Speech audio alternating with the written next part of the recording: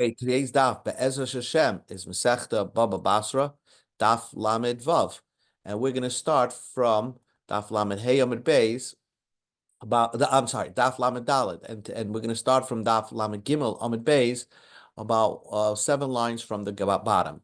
Again, the Gemara deals with stories and how would you judge the cases? That's the whole crux of this perek. Says the Gemara, Hahu da'amar lechavre. A man says to his friend who is squatting on his property. So he says, "My boys bahayara, what are you doing squatting on my property? I mean, this is my piece of land, and this doesn't belong to you." So he said, "O Malay, agit novend, mit jetzt ungeheben." He domalei lechavre. A mensch gesucht zu sein Chava. Ma boys bahayare. Was ist das man feld? In other words, what are you doing on my piece of property? Amalei. So the person who is on the land says, Minach zavanis. I bought it from you. Va'achaltiu shnei chazaka. And I ate the years of chazak on it. In other words, I've been here for 3 years. Obviously, the guy who's on the property does not have a document to prove that he actually bought the property. But he says, I've been here for 3 years and I didn't keep the bill of sale. So, and not only that, I see Chad Sahada, he brought one witness. Now, here's the problem. He brought one witness to support him. The Achalash Tlash Nani. That not that the one witness said that you bought it, but the one witness said that you ate here 3 years. So now he has one witness. Now, to make anything valid, you need 2 witnesses to say that you ate there 3 years. And he only has 1 year, one witness that said he ate there, been there 3 years. Now, not only was he squatting on the property and living there, but any fruits that grew on that field, he's been eating. So is he a crook? Or do we believe him that he actually bought the property? So the Rabbanan didn't know what to do over here, because it seems to bend towards the guy that's on the property. He's been there. He claims he's been there for 3 years, and he has one witness that supports him. Savar Rabbanan kamay Abaya. So the Rabbanan said to Abaya that thought like this: Hainu the Nasched Rababa. This is very similar to the silver bar of Rababa. You know, if I have another famous story of Rabba with a silver bar, and based on that story, I'm going to decide this case. The decision of this case is obvious. I mean, since the guy doesn't have the bill of sale, plus he doesn't have 2 witnesses that he said he's been there for 3 years straight, so he has to return the property. He has to get off the land. I wish it was that easy in New York when you find somebody squatting in your property, but he has to get off the property and give it back. The question is, does he have to pay back all the fruits that he ate for these past 3 years? Because it turns out that he's now being evicted from the property because we assume it's not his, and therefore what he ate didn't belong to him. So let's see the story of Nasched Rababa, and that will lead us to our decision over here. Does he have to pay back? Now, Hu Gavra, there was this person, the Chataf Nascha Machavre. He stole a silver bar from his friend. His friend was holding on to a silver bar, and this guy went and grabbed it away from him. Asu Lakamid Rabami. So they came for a case in front of Rabami. So the guy that did the grabbing, so he says, I'm not a crook. Have a Yosef Rababa Kameh. Rababa, by the way, was in the crowd or part of the Bezdin of Rabami. And so Aisachat Sahade de Michtef Chatef Minei. So the one that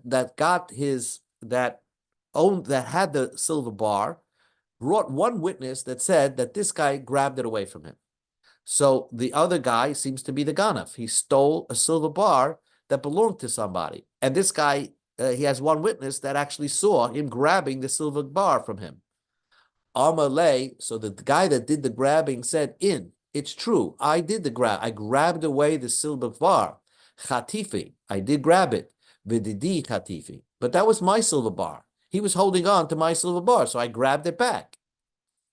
So now, what do we do over here? Omar Rabami. Rabami said, I'm not sure what to do. Heiche nadina dayana l'haidina. How should a judge judge this case? Because the guy that originally held the silver bar only had one witness to support him. You need two witnesses. If he had two witnesses that supported him, that said he was holding on to the silver bar, then the guy that did the grabbing, he would have had to pay it back. He would have to give it back. He can't say, oh, it was mine. If two people see me grab somebody's bicycle and say, oh, it's my bicycle, it's not true. I have to give it back because you're not believed against two witnesses that say that this guy was the muhsik, that the guy holding on to the silver bar, it's really his. But here, we only have one witness, that one person that says that the original guy holding on to the silver bar, he was holding on to the silver bar. You don't have two witnesses saying that.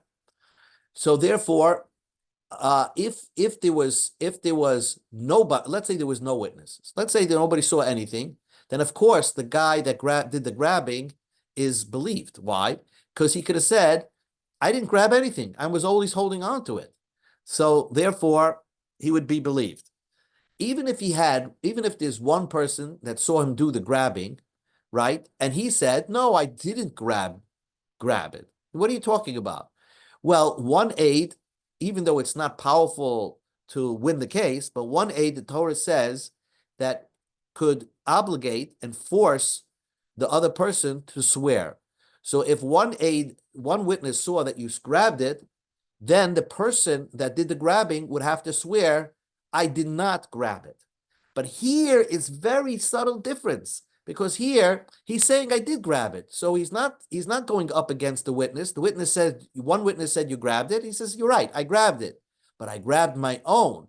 Now, so nobody, he might be telling the truth. He's not denying anything. So what do? Lishalem, should we make him give back the gold bar, the silver bar? Leketrei Sahadi. That's what the Gemara says. The guy that was originally holding on to the silver bar didn't have two witnesses that said he was holding on to the silver bar. Because if he did have two witnesses, that would automatically presume that it was his original silver bar. And therefore, if somebody grabs it from him, he's a crook. So therefore, the guy that did the grabbing doesn't have to return it. But liftere, does he get to keep it? But ikechad sahada. But there's one witness that says you did do a grab. You did do a grab, because now, if he would have said I didn't grab it, so yes, he would have been chayav a shvuah. But here he's saying he's agreeing that he grabbed it. So he did something wrong, right? So lishtaba, should he swear? What should he swear? He should swear that it was mine that I grabbed. Well, so the question is, but he did something wrong. Really, if somebody's holding on to something that doesn't belong to you, you should go to Beis Din. What are you doing taking the law into your own hands? Ha'amar, because he said, michtav chatafe, I grabbed it. So v'kiven the amma chatafa, since he said, I grabbed it, havale kegazlin, he's like a crook. And therefore, even if he would say, oh, he would swear that it was mine, we wouldn't believe it, because since he took the law into his own hand, he now becomes a crook. And therefore, we wouldn't trust him on any shvuah that he would swear. So we don't know what to do over here. Rab Ami was not sure what to do in this case. So Amaluhu Rab Abba said like this, Have mechuya b'shvuah. Really, he's obligated to take a shvuah. He has to swear that it was his silver bar. She'eini yachol shvuah. It's a shvuah that he cannot swear because we wouldn't trust him. V'chol, and the rule is like this: V'chol hamechuyev shvuah. Anybody who's obligated to take a shvuah, she'eini yachol lishava, that cannot swear, mishalem, he would pay. So that's the rule. For example, you always know the concept of what's called moide b'miktzas. If you agree partially and you deny totally the other half, then you're obligated to take a shvuah called moide b'miktzas. Let's say somebody says you owe me $1,000, and you say, I agree, I owe you 500, but I don't owe you another I don't owe you 1,000. So then you swear that you only owe 500, and you don't, and that you don't owe anything else, and that's called the shvuah moide b'miktzas. But if you said, I know I owe you 500. I'm not sure if I owe you the other 500. And this person says, you owe me 1,000. So because you can't swear, because you're not sure, you have to pay the full 1,000. That's the rule. So same thing over here. This guy who grabbed the silver bar agrees he did something wrong. He grabbed the silver bar that somebody else was holding on to, but he claims it was his. But since you grabbed the silver bar, I'm going to assume that you're a gazlan, and therefore I will not trust you if you swear it was yours, and therefore you have to give the silver bar back. That's what Rab Abba paskin, and because Rab Abba said that, now the Gemara wants to say the same thing over here by our case. A guy says, what are you doing on my land? And the guy says, I bought it from you. And not only that, I have a witness that says I've been here 3 years. Well, he only has one witness that says he was here 3 years. So really, he really doesn't have a chazakah because you need 2 witnesses to say that you were there 3 years. So he's going to have to return the land because he agreed that the land, because we're going to take away the land because it turns out that he didn't establish a chazakah. And because he didn't establish the chazakah, therefore, because he didn't establish that he really owns it, therefore he's not only going to return the land, but he's also going to have to return the fruits, the cost of the fruits that he's been eating all these years. So that's what the Gemara is saying. You're getting kicked off the property, and you're going to have to pay back all the fruits that you ate. So that was the comparison that the Gemara wanted to say that it's to this case. Omale Abaya, so Abaya said, mi dami. You can't compare it to that case. Why? Hasam over there, the case of the silver bar of Rab Abba, Sahada Lairuya Kasi. The one witness that's here is saying something bad against the guy that did the grabbing. Because he's saying, you grabbed it and you weren't supposed to grab it. You weren't supposed to grab it. So therefore, let's say there were 2 people that saw him grab it. We for sure make him give back the silver bar because he's a crook. If 2 people saw him grab it from somebody, certainly he's got gazlan. So even if there's one that saw him steal it, take it. So therefore, and really, we would technically ask him to swear that it was his, but we don't trust him. Therefore, we make him pay back the silver bar. Hacha over here, the innocent guy that was on the squatter that was on the land, right? He's been there for 3 years, and he has one witness that helps him. Hacha lesayuya, he has one witness that supports him. So therefore, okay, you need 2 witnesses that support you, but he only has one witness. Suppose he would have 2 witnesses. If he had 2 witnesses that said you've been here for 3 years, then he would be able to keep the land. And not only that, he would be able to not have to pay back the fruits because it really turns out to be his land, even if he doesn't have the purchase document, because he is not required to keep it beyond 3 years. But he has at least one witness. The reality is he has one witness that supports him. Okay, so we're going to say, you have to give back the land because you didn't really establish a chazakah because you only have one witness that says you've been here 3 years. But I will trust you to say that you bought it and that respect that it's yours. And therefore, I'm not going to require you to pay back the fruits that you've been eating on this land for 3 years. Ella idamya, if you want to compare it to the Rab Abba, if you want to switch around Rab Abba's case to make it comparable, if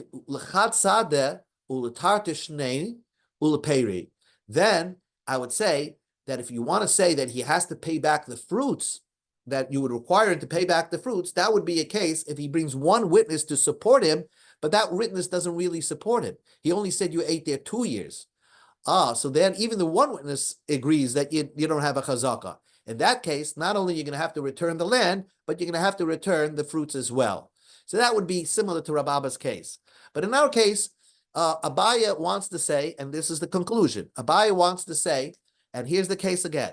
The guy says, what are you doing on my property? He says, I've been here for 3 years and I have one witness to support I've been here for 3 years. And because I've been here for 3 years, I bought it from you, and I've been here for 3 years, I've been eating the fruits all this time. So Abaya is going to paskin that he has to give back the land, but the fruits that he's been eating over the past 3 years, he's allowed to keep, because he at least has one witness that supports his idea that he's been here for 3 years, so we'll trust him in a certain way to say that he purchased the land and that it was his, and therefore he had a right to eat that fruits. Now we go to another case on Amid Beis. Okay, a new case. Ahu Arba, there was this boat. Okay, let's say imagine a boat. Dahava minser le betrei. Two people were arguing whose boat it is. The boat is somewhere out there in the Yam Kinneret. Okay, nobody is holding on to the boat, and boats are an expensive item to own. Hi da'oma didihi. One says this boat belongs to me. Hi da'oma didihi.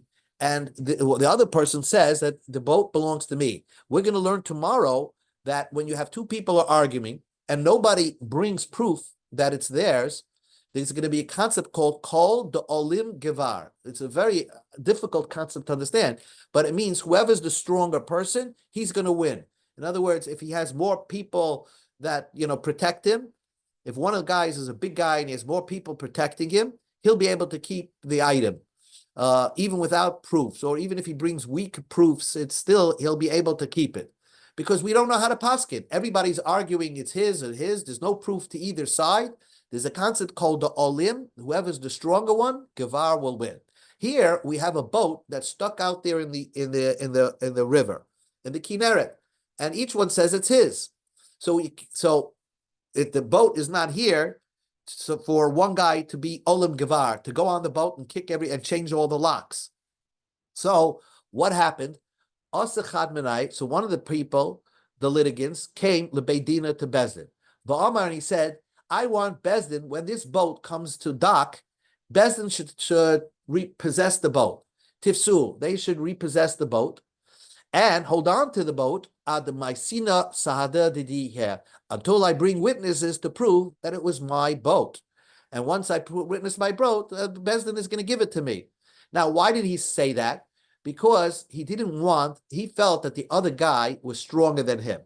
And the boat's going to come in, and that other guy is going to get onto the boat and kick everybody off the boat and then resell it to somebody else.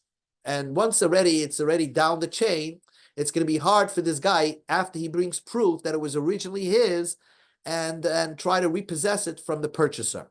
So he wanted the court to intervene right away when the boat comes to dock. The boat should be able to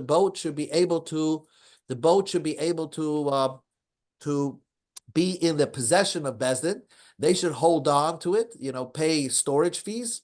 And I guess that's what your tax money is going to, until he brings proof that it's actually his, and Bezdin will make him win the case. So the question is, tafsinan or loy tafsinan? Does Bezdin have to intervene and repossess the boat or not? Now, what could be the problem? The problem here, what the Rajbam explains, is that if Bezdin holds on to the boat, Bezdin will never release it unless they for sure know who it belongs to. And therefore, what happens if the guy doesn't bring proof that it was his? Well, really, who should win this case? You'll say the other party who didn't request Bezdin's intervention, he really wins because he's a stronger person. And we have a rule called the Olim Gevar. Whoever, in a case where is an undecided case, the one that's stronger wins. But if Bezdin does not release that boat ever, then the guy who's Olim Gevar will never win. And this will be impounded by Bezdin and probably sold off in the auction market, because they can't give it to anybody. Or perhaps when Bezdin repossesses something, they could hold on to it temporarily and then release it back if they couldn't find its rightful owner. They don't have to hold on to it ever. So we're going to learn like this. Rav Huna said tafsinim. We tell Bezdin to hold on to that boat. Why? Because Bezdin will hold on to the boat for 30 days, let's say. If the guy brings proof that it was his, then Bezdin will give it to him. If he doesn't, they'll just release it back into the open waters. And the other guy who didn't want Bezdin to intervene, he's the Olim, he's the stronger one, and I guess he sacrifices more to prove that it's his boat. He'll take possession of the boat. That's what Rav Huna says. Rav Yehuda said, Loi Tafsina, Bezdin does not does not take a hold of the boat, because once they do, it turns out they have to hold it forever. And if the other guy didn't bring, the one that asked for the Bezdin intervention did not bring any proof, then Bezdin will be holding on forever, and the other side, who is Olam Gavar, is going to lose out. So that's why that's the machlokes between Rav Huna and Rav Yehuda. And the Gemara explains, the guy that asked for Bezdin's intervention went and didn't find any witnesses. Amalahu, so he said to the Bezdin, Apku, release it. V'chol da'alam gvar, and whoever is stronger will win. Mapkinin or loy mapkinin. Does Bezdin release it or not release it? Rav Yehuda says loy mapkinin. Bezdin should not release it, because once Bezdin holds on to something, they hold on to it forever, unless they know for sure who it belongs to. That's what Bezdin does. And therefore, Rav Yehuda says that Bezdin should not get involved in situations which it could lead that they'll hold on to something forever. That's Rav Yehuda, and Rav Yehuda line as the same opinion. Rav Huna held like Rav Papa, who said, Mapkinim, Bezdin will hold on to it. If the guy doesn't bring any witnesses, then Mapkin and Bezdin will release it back into the open waters, and the other person, who might be stronger, will win and overpower and take a hold of the boat. And therefore concludes the Gemara. The Hilchah said the halacha is loy tafsinit. Bezdin should not intervene. And if there's a boat out there in the Kinneret, each one is saying it's theirs, but nobody has proof that it's theirs. They don't have a contract that it was theirs. So Bezdin should not intervene and repossess the boat, even at the request of one of them, who says Bezdin should hold on to it until I bring my witnesses that it was mine. Bezdin should not do that.